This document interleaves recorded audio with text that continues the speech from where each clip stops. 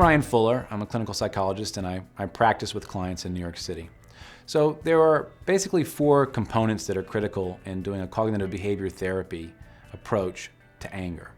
The first is a cognitive intervention. And this is where we help socialize clients to the idea that their beliefs, their thinking in fact, influences how they feel and what they end up doing. And so we typically teach them an ABC model where they begin to recognize triggers as the A, the activating event, beliefs as the B, and this is their thinking about what has occurred, thinking about that terrible wrong the other person has committed, and possibly even thinking about what it says about him or herself.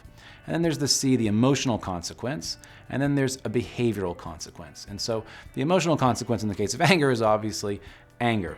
But then what a person decides to do, the behavioral consequence, could be they could be very, very aggressive. It could be that they could be passive and withdrawal, or they could assertively communicate about what has happened and actively problem solve. And that's going to lead into the second component. So the first component is the cognitive one. The second one is teaching very clear skills. Problem-solving skills and assertive communication. So problem-solving is very basic. Most of us, in fact, have learned it in work settings or in school settings, and there are, sometimes 4-step or 5-step models.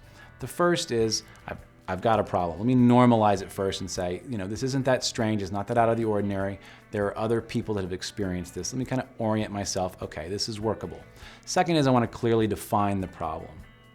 Third, I'm going to brainstorm, and this is where no solution or no idea is a bad idea, and I list everything imaginable. And finally, I'm going to evaluate which idea I think is the best and set up a time, and this is the one most of us don't do, set up a time to revisit how that solution is working for us. And if it's not working well, we want to then go back and try one of these other solutions. So even though problem solving seems very kind of elementary, and basic, I think it's something that we actually fail to do frequently in our personal lives. Maybe we do very sophisticated modes of this at work, but in our personal life we have problems all the time that we actually are not actively addressing in a methodical way like this. And for anger management, problem solving alone, in fact, has been shown to be very, very effective, and I've seen that with my clients. Assertive communication is the other skill we want to make sure people develop. And so assertiveness sits distinctly different from being aggressive, where I intend harm, and when I'm passive and I don't do anything. Instead, assertive communication has 2 pieces. The first piece is that I, in fact, actively communicate to the person what I am feeling or wanting, what my preferences are, something along those lines.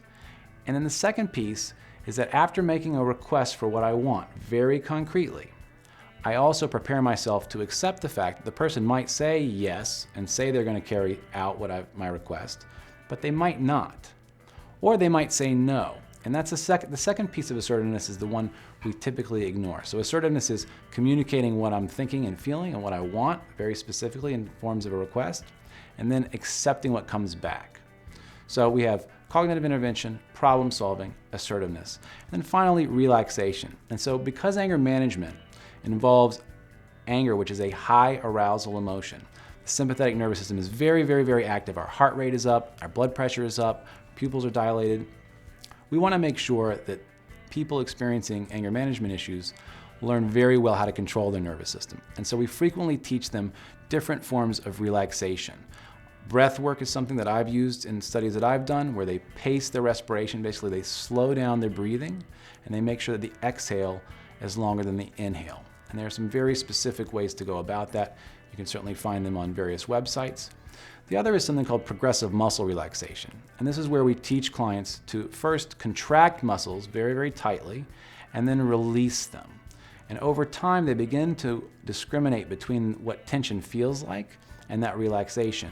And we give them a cue word, and by cueing it again and again and again, eventually they can begin to get a relaxation response without having to actively tense the muscles. So we basically have 4 components in anger management. We have cognitive interventions, we have problem solving, we have assertive communication, and finally relaxation skills.